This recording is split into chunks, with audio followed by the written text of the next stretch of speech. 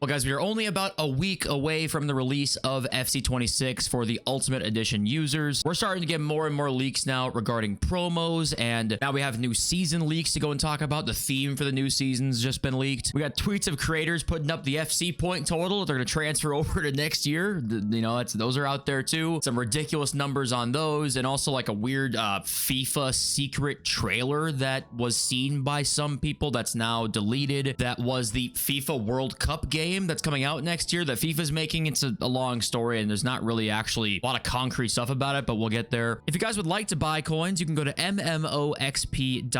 There will be a link in the description down below. They are the cheapest and the safest option. You can use my code JFC at checkout for an 8% discount. And thank you guys all for watching. To remind you guys, we start up the streams the day FC26 comes out, the day the streams begin on Twitch and YouTube. So subscribe if you want to not miss the brain dead streams that will be happening. Okay, first of all, I thought this was an awesome graphic here. Top 10 ratings, 10 years apart, FIFA 16 and FC26. What do you guys think? You know, I saw some comments from people saying that even the gold card looks way better back then than it does now. You guys think this is a ploy to like make gold cards a little uglier to make you more inclined to get the non-golds? Or is that too far in the rabbit hole and the card design just sucks? You know, I'm not really too sure, but this definitely, you can see the shimmer, right? These just don't, it just doesn't look like it has as much personality, right? It doesn't look as interesting. But anyway, that's a random side note here. Next thing we'll look at here is the FC26 World Tour starts in England, celebrating the 1966 World Cup. Should be the first season in FC26. These cards are just concepts, by the way, but it was confirmed, I think it was like a week ago or something like that, the World Tour would return. And if you guys don't know what the World Tour is, season 1 last year, these were the main items in season 1. The last year the nation was Spain, and actually, funnily enough, only 2 of the 4 rush items here were Spanish. And then Adama Traore was the last player, and he was Spanish. And the season isn't literally called the World Tour. It's called something like, down here it's For the Club was season 1. It doesn't really mean anything. It's just some marketing mumbo jumbo. But the point is, you're going to see some more English cards. The last player is probably going to be a really good English player in the very first season, which does make sense. And I'm assuming they're celebrating the World Cup just because it's going to be, what, 60 years? So I don't know. I guess they just decided to do that, which sure, why not? Here's another concept of Grealish here, but I am curious about what these stats will look like, right? Because last year, if you look at this Reddit post right here,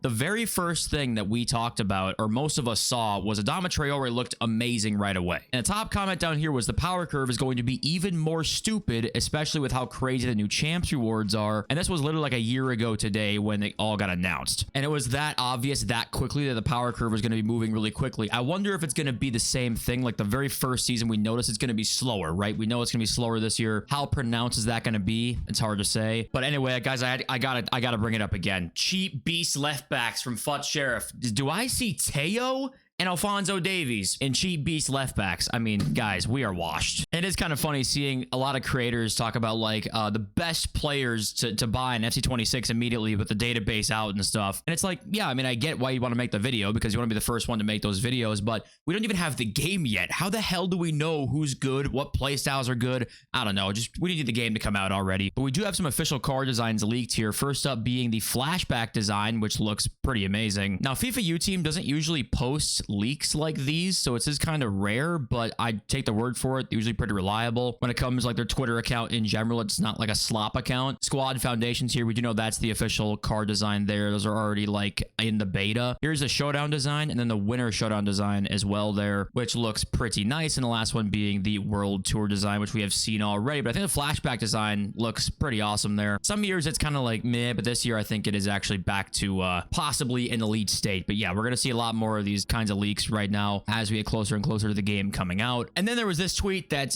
smacked the timeline yesterday. It's Danny Aaron's ready for FC26, he says, with the prayer emoji. And prayer is right. Pray for this man's bank account because holy shit, this man single-handedly is funding EA salaries, guys. 8.3 million FC points. And Razzer down here, who, by the way, he DM'd me one time trying to get me to promote his trading Discord. And then I said no, just because I don't do that. And he unfollowed me right after.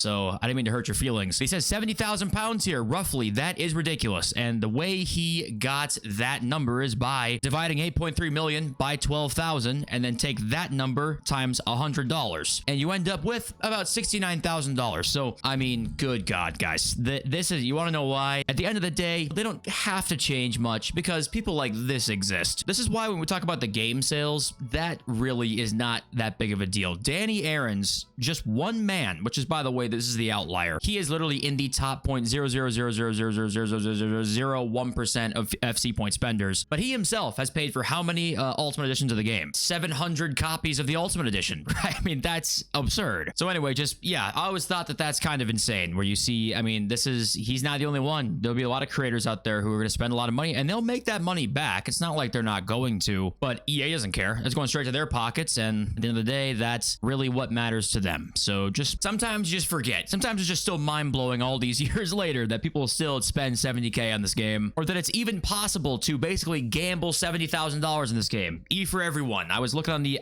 Game Pass, because FC25 is on Game Pass now, and I see in the 4 kids section, it's FC25. It's like, damn, they are making $100 million this year on mommy's credit card alone without them even knowing. But okay, we got this tweet here. So Adam Crafton of The Athletic tweets this out. So new, a secret trailer of a demo for a FIFA 26 video game for the World Cup, which features FIFA sponsors Bank of America, McDonald's, and Coca-Cola, has been seen by The Athletic. Are FIFA plotting a rival game to eafc? Details in this column. So here's where they talk about it right here. And, you know, some of the stuff we already knew, like for example, Infantino has talked about we need to rival EA and making a football game. Now, we already knew all this stuff. eafc's been a success post the FIFA license, right? That's what this whole like first few paragraphs is about. But then right here it says they recently obtained access to a secret demo for a World Cup 2026 video game complete with FIFA branding. Posted on the platform Vimeo, it's a 1 minute and 15-second long video version of a game entitled FIFA 26 with a possibility to select FIFA World Cup 26 at the landing page, while then describing the game as the exclusive home of the World Cup. It then showed a demo match involving Spain and Argentina in which Lionel Messi scores a goal. The advertised hoardings on the side of the pitch are those sponsors there. I'm going to finish reading here and then we'll discuss it. So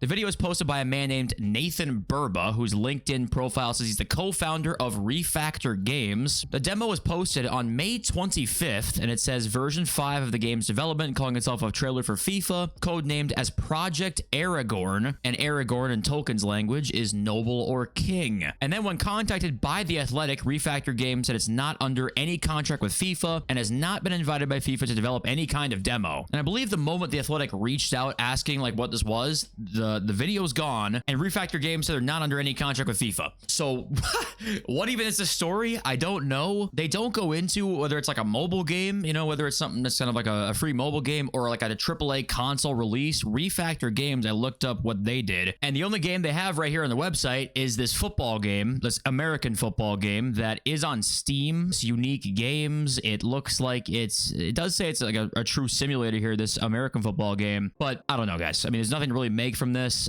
There's no way to find the trailer right now. They've been trying to find it. This guy was trying to find the video for it, and yeah, he says right here that it was removed after he approached them. So he was like, hey, what is this? And then they remove it immediately and say, nope, nothing. Don't worry about it. So it is a little suspicious, but if that ends up being a thing, then I would guess that FIFA 2K is dead in the water if it actually is a thing, right? Wait, hold on a sec. Flashbang warning. This article has a white page just to tell you that. And what you're seeing here, by the way, is just a concept. There's not really much to look at there. It's just card designs that we saw leaked yesterday, but we do have this right here. And I was reading this. FIFA 26 demo surfaces online as FIFA eyes gaming comeback. Down here, they say, who are Refactor Games? The team is focused on creating next-generation sports titles using Unreal Engine 5, aiming for high-end visuals and realistic broadcast-style presentation. So it is like a company that is trying to make simulation-style AAA type games that would make sense for them to be chosen maybe if they had a good pitch. And also down here, they talk about all the different companies that maybe would have the FIFA license. We know about 2K. The rumors were there. Konami's hopeless. EA again, potentially. That's not off the table. And the mobile focus here, like FIFA already has a game now, Mythical Games, FIFA Rivals. So it wouldn't make sense for them to have 2 mobile games. So we'll see. I think there's going to be a console experience at some point here with the FIFA license, and we'll see if it can actually rival anything. I I would probably guess not. I mean, they have a lot of resources, but I would assume that if it was, you know, refactor games, they're not going to have enough resources to actually be able to compete with EA. As much as I would like there to be some real competition, it's just going to be so hard, man. It's such a monopolized part of the gaming industry, sports games in general, let alone FIFA. Okay, let's read some of your comments now, and it's been really funny seeing some familiar names, or, you know, people saying in the comments like, hey, I come back to this channel every time I play FIFA again. It's like, hey, welcome back. Glad to have you. We got Paul Scales, who says, I loved the +1 blue cards personally. Is that a popular opinion? Did you guys like the +1 Champions League cards? I mean, it's kind of funny that it did kind of seem cool when you look back at it. It is kind of interesting, I guess, to have sort of like every card of a +1 inform almost when the game just comes out. That is an interesting idea. I just feel like it died so quickly, and the UCL cards just didn't matter so fast. They were in packs for like the whole year, it felt like. I think there could be a system of that would maybe work, but I think the way they did it back then, I think we probably don't need to, probably personally, I don't think we need to have that run that way return. But so down here, Don't Hate Motivates is, can we please have a tutorial or explanation on how to fly to New Zealand on PS5 to get FC26 10 hours early instead of having to wait until midnight? So bad news for PS5 users, you can't. Like, there's no way to do it on PS5. I believe, unfortunately, you can't change your region and have like the games go live based on the region you change to. On Xbox you can, and then PC it just comes out at New Zealand time. So unfortunately, it's only PS5 users that kind of get shafted here. And I think PS4 as well. It's PS4 and PS5 users if you have the game on old gen. But yeah, unless something changes this year, I believe there's really no way to do it. And we got Zukon here, who says, great, the morons already crying about ways to score from inside the box. Gonna be another year of cheese goals from weird angles, probably flick up power shots from outside the box. It'll make sure you can't score from a long ball or cross as well, and all passes will surely be intercepted by AI. You can't play anyone through, you know, etc. Nobody ever learns. I mean, you're not wrong here. I think of all things to really worry about being overpowered, finishing for me is like one of the last things to actually worry about inside the box, right? If it's like outside the box finesses, that's different, but inside the box, if we're really complaining about that, and like that's what we go after first, then I think that's ridiculous. And I heard multiple sources say that goalkeepers were a lot better in the beta than they were in this year's game. So not only are they better, then you have, I guess, low-driven shots being nerfed. I don't know. That doesn't sound like a recipe for a great in-the-box finishing system to me. Now, maybe actually what it's going to end up happening is like they're trying to reward, I guess, the right angles for right shot type. So a finesse shot angle will go in like 100% of the time. A low-driven shot angle will be really good, but if you don't do it the right angle, maybe it'll be bad. They didn't really go into too much detail in the patch notes other than just they just thought it was too good, and the keepers can now save it a little bit better. But I don't know. I mean, yeah, I agree that I think that's like one of the last things to worry about. It even can be overpowered, and I'd be totally fine leaving it in the game. I wouldn't even care. And yeah, it's gonna suck next year going back to reading these patch notes if the very first games we play were like, damn, finishing is hard, and maybe 3 weeks in we go, damn, finishing kind of sucks, scoring is hard, and we think back to the patch notes and it's like we're complaining about inside the box low drivens, like that's what we're mad about. But we don't have the game yet. Big piece of this, so we'll have to wait and see. But guys, thank you all for being here. Appreciate you all so much, and I love you all. So peace.